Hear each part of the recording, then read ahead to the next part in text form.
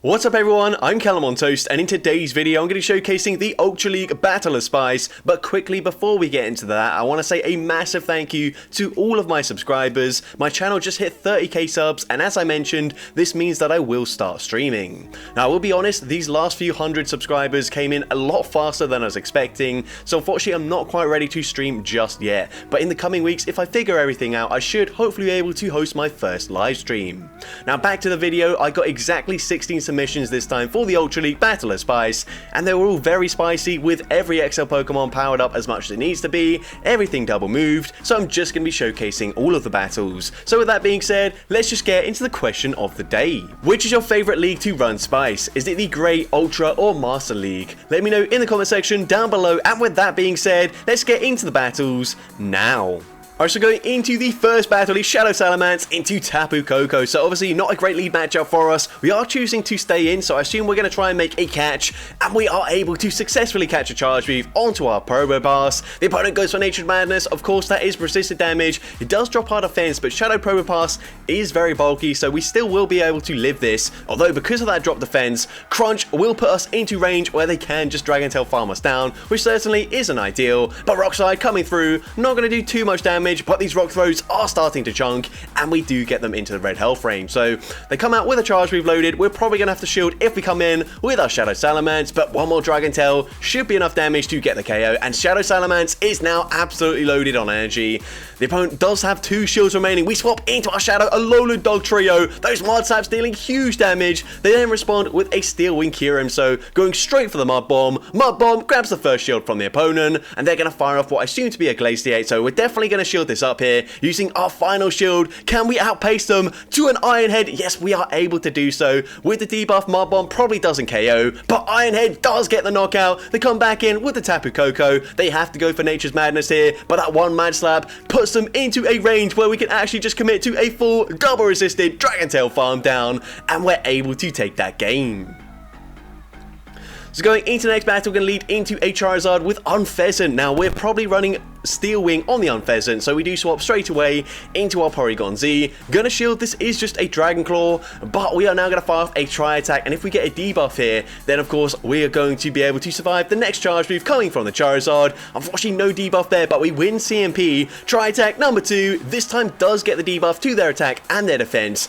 But unfortunately, that debuff probably doesn't help us, because now they get even more farm as they farm us down with the Fire Spins. But we've got all shields down on the opponent's end. They're actually going to bank some energy on their Charizard, swap into Alolan Executor. We're going straight for the Brick Break there. Of course, not going to do much damage, but we can now come in with the Unpheasant, and we are running Steel Wing. So unfortunately, not running a super effective fast move, but with the debuff to their defense, and the fact that they're just going straight for the Seed Bombs here, means we can just commit to a full Steel Wing farm down, and we're going to come out with so much loaded energy. So the opponent comes back in with the Charizard. We're going straight for the Sky Attack. Sky Attack is going to do big damage. It actually takes out the Charizard, and then they come in with a Zekrom. So very spicy team from the opponent as well. We're going for the Sky Attack. Of course, that is resisted damage, but we do have Dig on our forehead, and we are able to make it there. And Dig, of course, going to hit for super effective damage. It takes out the Zekrom, and we're able to take that game. Into the next game, we got a trio of Pokemon that have retractable blades coming out of their arms, which is a really cool theme team.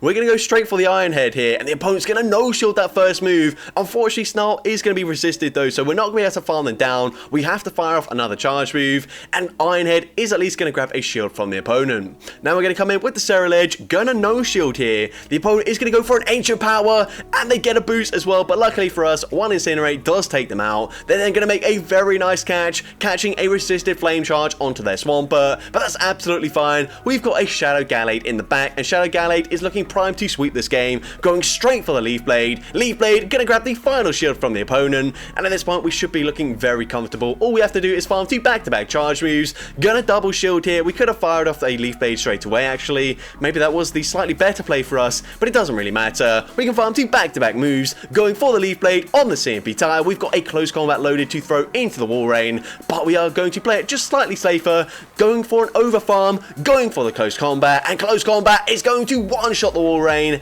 and we're able to take that game. Into next game, we got a triple bear theme team here with Beartic in the lead up against a Trevenant. Now, the entire team actually does very well into Trevenant, so we don't really need switch advantage. It looks like we're trying to catch a resisted Shadow Ball onto our Beware there, but unfortunately, the swap doesn't register, but the opponent's going to swap into Charizard. Now, we've got Surfer coverage. That is very nice coverage up against a Charizard, as of course, it's going to hit for super effective damage. We're going to continue to overfarm, which I'm not sure about. Maybe should have just thrown that Surf straight away, but now we've got back-to-back Surfs once again, so we're going to fire off this one here, and the opponent's going to double shield their Charizard, and now we make it to a third Surf in time. Surf number 3 will connect. It does big damage. It doesn't quite take them out there, but we put them into range where we can farm down with either Pokemon in the back. Of course, Blast Burn going to be taking out the Beartic. We're going to come in with Pangoro, a little bit risky, but we do get the Snarl farm down, and we've got Rock Slide for coverage, which is very nice up against this Dragonite. Rock Slide, of course, going to hit for super effective damage. It will do huge damage. Unfortunately, they do just barely make it to a Charge Reef, but this shouldn't be a superpower. It is just Dragon Claw, but we're going to overfarm. I'm not sure about that. This does give the opponent a slight chance to win this game, but they swap back into Trevenant straight away. So I think with the safe play here is just go for a full Shadow Claw farm down. We will come out with a Charge Reef loaded, but no, actually just going to go straight for the Payback. Payback, of course, massive overkill, takes out the Trevenant, and we can just make it to a superpower in time. Superpower, of course, from this range, even resisted, takes out the Dragonite, and we're able to take that game. Into next game, we've got a triple grass team here with Shadow regular Exeggutor, gonna Safe Swap into our Tangela, which is XL by the way, and we are going to no shield the first move. They go for a Moonblast, that does just under 50% of our health, but with the Psycho Cut damage, a second Moonblast will basically threaten to KO. We're gonna go for a Grass Knot, the opponent gonna no shield, and it looks like they're trying to catch the next Grass Knot onto their Shadow Venusaur, which is a nice play, but we do hold on to the energy. We can now go for a Sludge Bomb, actually grabbing a shield there. Opponent probably doesn't know what moves Tangela is going to have, so we go for another Sludge Bomb. This time the opponent is going to no shield. We can swap out. I'm not really sure about that. I don't think they could have got a full Vine-Whip farm down there before we made it to the next Charge Reef, so now we have to double shield our Shadow Exeggutor. So here we are going to double shield, shielding up the Sludge Bomb both times, and they're going to come back in with their Cresselia. Now, we don't take the Moonblast quite as comfortably as on our Tangela, but that's okay. We're going to go for a Seed Bomb here, and Seed Bomb is actually going to grab the final shield from the opponent, so probably something weak to the grass typing in the back, but it doesn't really matter. We've got 3 grass types on our team, so we are going to come in with the Tangela here, and we're actually going to swap here and catch the Charge Reef. I don't really know if this was necessary, but Grass Knot is resisted. I guess that was a very, very nice catch, actually, because of course Grass Knot would have taken out the Tangela there. We can now go for a Sludge Bomb into Cresselia, taking out the Cresselia, and they've got Feraligatr in the back. Now the opponent doesn't farm to a potential Ice Beam, probably going to be a Crunch here, but we can tank the Crunch, going straight for the Leaf Storm, and this is going to be massive overkill, but of course Leaf Storm takes out the Feraligatr, and we're able to take that game. Into next game, we've got Dodrio into a Tapu Fini, so it's pretty neutral matchup here, to be honest. We are running Steel Wing as the fast move. The opponent's going to swap here. We're just going straight for the Brave Bird. Brave Bird going to connect and deal big damage to the Giratina. We're now going to swap into our Shadow or Shiny Shadow Weavile, going straight for a Foul Play. Doesn't matter what we throw. Either we'll get the knockout from this range, and we're able to take out the Giratina. They didn't want to shield anything, and they're going to come back in with the Tapu Fini. At this point, we're just going to no shield here. Probably going to be a Nature's Madness. And now we can come in with our Hisuian Quillfish, which is fully excelled, and we're going to commit to a full Poison Jab farm down. Going to shield this, probably going to be another Nature's Madness, but that's okay. They're going to come in with a Trevenant, and we have a complete wall to Trevenant, but we're going to fire off a Dark Pulse first, dealing huge damage, swapping into the Dodrio, and the opponent is just going to concede the match there. So going into next battle, we've got a triple Shiny Shadow theme team with Shiny Shadow, Shiny Shadow Arcanine in the lead. We're going to throw on very poor timing though. Not really sure why we did that. Expecting maybe the opponent to throw straight away, but yeah, I would definitely not recommend throwing on alignment up against an Incinerate user. But anyways, we are now going to overfarm here, not even throw the next Charge Move. Very strange Charge Move timing here from this trainer, but the opponent's going to swap into a Venusaur. Now, Arcanine has a lot of Charge Moves. Unfortunately, we're not running a Fire move there, so we go for the Psychic Fangs. Psychic Fangs does drop their defense though. A second one will nearly get the knockout. It doesn't quite get the KO, and unfortunately, we can't Snarl farm them down either. So they go for a Sludge Bomb, taking us out there. We can come in with the Shiny Shadow Haunch Crow. and the opponent is going to come in with a Togekiss. So this is not a good matchup for us. Honestly, we need them to no-shield the Brave Bird here. We're full sending it, and the opponent doesn't shield. They don't respect the damage. And now, of course, Rock Throw, Shiny, Shadow Aerodactyl easily takes out the Ho-Oh, and we're able to take that game.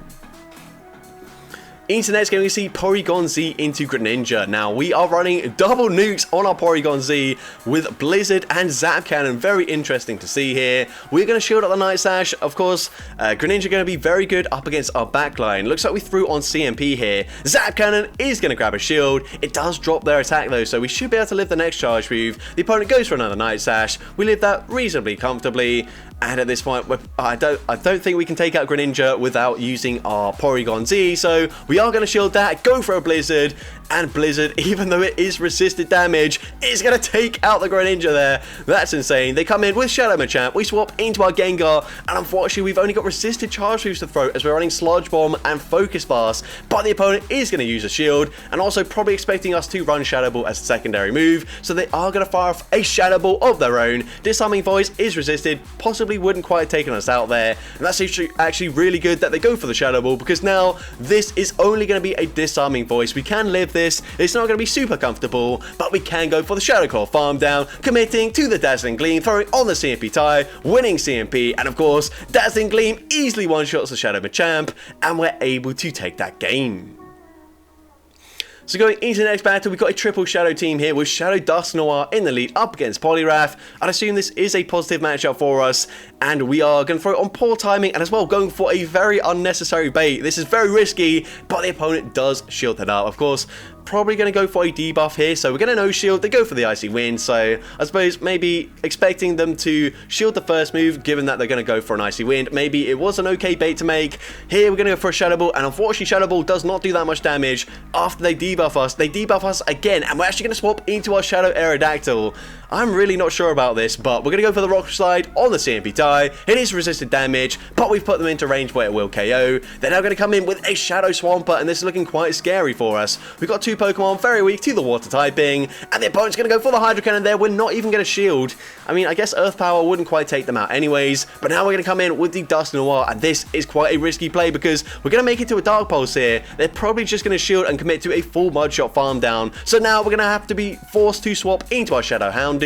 Gonna shield the first move here. They will make it to back-to-back Hydro Cannons before we make it to a Crunch, so definitely going to have to double shield. Hydro Cannon easily one-shots us, and now we are going to overfarm just slightly in this matchup, going for the Crunch, and from this range, Crunch takes out the Shadow Swampert. They've got a Giratina in the back, so we've got to hope that they're not running Ancient Power. We go for a Crunch, once again throwing on poor timing. Crunch doesn't get the defense drop, but it doesn't really make a difference here. We need this to not be Ancient Power, and they actually go for a Shadow Sneak, which is definitely the worst move they could have possibly thrown, and then they're just going to concede the match there. So I don't know if it was just a single move Giratina or what, but we'll definitely take that. Into next battle, we've got Shadow Suicune, once again a triple Shadow team.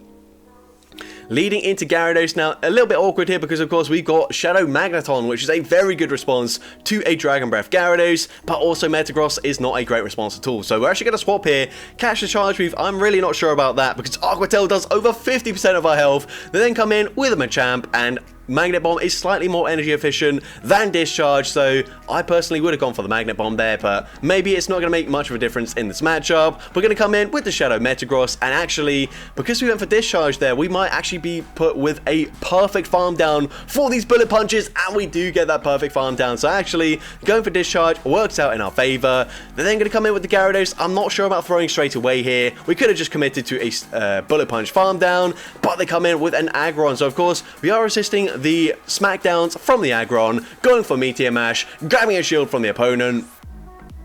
We're going to no shield here. I am not sure about this play. This Suicune does not have much HP remaining. We should fire off the Scald immediately, fishing for a debuff here. This is going to be very close. We go for the Scald. Scald! We barely hang on with 1 HP and a Dream. Honestly, if they put it through a charge move there, we would have just lost. But Suicune able to take out the Aggron, and we're able to take that game. Although actually, maybe Suicune wins CMP up against Aggron, it is fairly bulky. But either way, into the next battle, Poor lead for the Piloswine, but we're going to safe swap into Ludicolo. The opponent comes in with a Skeledirge, and this, especially if the opponent is throwing on poor timing, is a matchup that we can flip because, of course, we are sub-water typing. We're going to go for a Scald once again, hopefully get a debuff this time around. Scald is going to grab that debuff this time, and the opponent is going to fire off a Charge Wave, this time throwing on better timing, but still not the best timing here. We are going to no shield, and it is just another disarming voice, so we can live that, go for a Scald, taking out the Skeledirge, flipping switch advantage, and getting a shield advantage in the process. This is also just going to be a Brutal Swing, which we tank very comfortably. Then going to swap into Poliwrath. We can come in with our Whimsicott, and we're able to take that game. Into next game, we've got Trevenant, which isn't the spiciest Pokemon, but the backline more than makes up for it. We're going to safe swap into a Sudowoodo, and the opponent's going to respond with a Tapu Fini. So at this point, honestly, I'm having a hard time believing we win this game here. We are getting completely hard countered, and also Trevenant is just the worst matchup possible up against that Pidgeot. We're not going to be able to flip switch advantage, so we're relying on a Regigigas sweep here right now. Going for the Rock Slide. Rock Slide does at least grab a shield advantage, although it's not going to be that helpful for us because Trevenant's energy is going to go completely to waste up against that Pidgeot. But either way, you're going to fire off a Seed Bomb, grabbing a shield from the opponent there. Well, okay, all shields are now down. That's basically the only way Regigigas can win this game. The opponent then going to swap into their Pidgeot, go straight for a Feather Dance, dropping our attack by 2 stages. But I don't think Regigigas really cares about that. We are running Thunder. This time we are going to shield because, of course, we are getting fairly low. And Thunder, even with a quad debuff to our attack, will still be enough damage to take out the Pidgeot. And the opponent's going to come back in with the Tapu Fini. You can see these hidden powers doing very little damage. I wonder if we were running like Ice hidden power. That probably makes a lot of sense. We're now going to come in with the Trevenant. We're going to use our final shield there, going for a full Shadow Claw farm down, and we get that farm down, and it's going to be Giratina in the back, so this is going to be close. Of course, Shadow Claw's hitting for super effective damage here. We go for the first Shadow Ball, we commit to the second Shadow Ball, and we get there with 1 HP and a Dream. Shadow Ball takes out the Giratina, and we're able to take that game. So going into the next battle, we've got a triple pig theme team with Shadow, Grumpig in the lead. Very spicy pick here. I believe this is possibly excelled, I'm not really sure, but either way, it is at 2500 CP. We're going to no-shield the Moonblast there. We are going to go for a Shadow Ball. Shadow Ball is going to do some very nice damage in this matchup. Shadow Ball does over half of their health there. Of course, it hits for super effective damage. We should still be able to tank the next Moonblast coming through, so Shadow Grumpig is going to win the zero shield scenario up against the Cresselia, so clearly the superior pure Psychic type Pokemon. We're now going to swap into our Oinkologne, and the opponent responds with a Virizion, so obviously not a great matchup for us. Gonna no-shield the first move here. The opponent goes for Sacred Sword. We are going to go for 2 tackles, then a Body Slam. Body Slam not going to do much damage as Virizion is fairly bulky, but we're going to fire off another Body Slam, trying to throw it on CMP, but the opponent is going to choose to overfarm, so unfortunately giving them a full double kick in for free, but they're not going to commit to a full double kick farm down, so definitely just going to no-shield here. We're going to wait out the switch clock and then probably come in with our shiny Ember. We are running Ember as the fast move. The opponent is going to swap into Cresselia, so we're definitely going to shield this up. They go for Future Sight, so we're running Moonblast and Future Sight, which allows us to go for a huge Ember farm down. And let's see what the opponent has as their third Pokemon. They're going to come in with a Trevenant. We are going to go for a Rock-Slide bait. I think it's quite unnecessary here, but Rock-Slide is going to grab the final shield. We're now going to overfarm, going for the Blast Burn. Looks like we threw on the CMP tie there. Blast Burn easily one-shots the Trevenant, and at this point, we can just safely shield this up, go for the Ember farm down, and we will be able to take out the Virizion, and we're able to take that game. So going into the next battle, we're going to see a Purified Hippowdon here in the lead up against Hawlucha, which is quite a spicy pick from the opponent. Actually, a very spicy pick from the opponent because I do believe that is an XL Pokemon. We're going to let the Flying Press go through. That does a lot of damage. We are at least resisting the Poison Jab damage, but likewise, the opponent is also double resisting the Sand attacks. We are running Body Slam instead of Rock Weather Ball, which is actually slightly better for us in this matchup since Rock is neutral up against the Flying and Fighting typing. We are going to eventually just let Hippowdon go down to the Flying Press.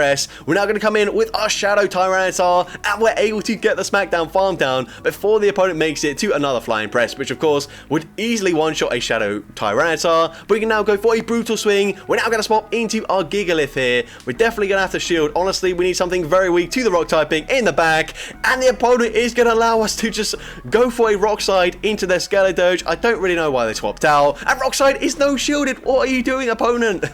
And now they can come in with a Swampert here, but I think we just... Okay, we're actually going to shield this. I'm not so sure about this. I believe Shadow Tyranitar going to hit slightly harder than the Gigalith in this matchup. We're actually going to fire a charge move. I don't think this is really necessary, but we grab that the first shield from the opponent. It's too little, too late for the opponent, though, as we can come in with the Shadow Tyranitar, go for the Resisted Smackdown Farm Down, and we're able to take that game.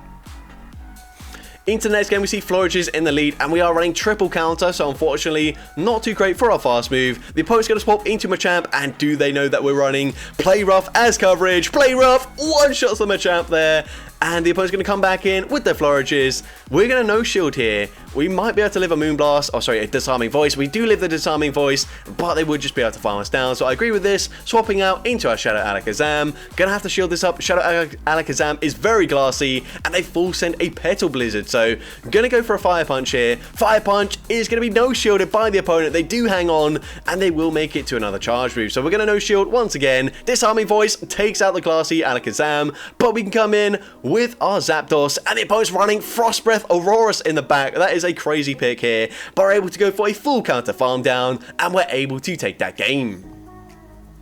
And into the final battle of this video, we lead Meowscarada into Giratina, another triple grass team. The opponent's actually running Dragon Tail on their Giratina. That is very unusual for a Giratina Origin form to run, but unfortunately that also makes this matchup pretty poor, but at this point, they're probably not going to run Dragon Pulse, but we're going to shield anyways. It is actually Dragon Pulse, so they're running Dragon Tail and Dragon Pulse. That is very interesting. I am interested to know what elo this battle is at, but either way, I'm going to go for another Night Slash here. Unfortunately, because the leafage damage is resisted, Night Slash is not enough to get the KO there, so we're going to come in with the Exeggutor. We get the Dragon Tail farm down before the opponent can react, and they come in with a Party Hat Charizard, so we're definitely just going to shield this up here. Of course, Dragon Claw going to hit for super effective damage. It probably would take us out from that range. We're just going straight for a Dragon Pulse. Dragon Pulse from this range will be taking out the Charizard, and they've got a Gyarados in the back, but they're running Waterfall, which is double resisted by the Ludicolo. We are running Energy Ball and not Leaf Storm here, so of course, not going to drop our attack when we throw the charge move, but of course, Energy Ball not going to do anywhere near as much damage as a Leaf Storm. It doesn't really matter though. Energy Ball does get them very low already. They did get a Crunch debuff, but it doesn't matter. We should still be able to just barely live this if it is another Crunch, and we do just barely hang on, making it to Energy Ball number 2, and of course from this range it will be taking out the Gyarados, and we're able to take that game. So that's going to be it for today's video. If you did enjoy it, please make sure you leave a like, leave a comment letting me know, and as well, don't forget to respond to the question of the day if you haven't done so already. And if you want to see more content like this in the future, make sure you hit that subscribe button and turn on post notifications. That way you'll be notified whenever I upload a new video. And if you want to take your support even further, you can now become a channel member with perks including early access to new videos, shoutouts at the end of each video, custom loyalty badges, and custom emojis to use in the comments. I want to say a massive thank you to everyone that has already become a channel member. Your support is greatly appreciated, and with that being said, thank you all so much for watching today's video, and I hope you have a great rest of your day.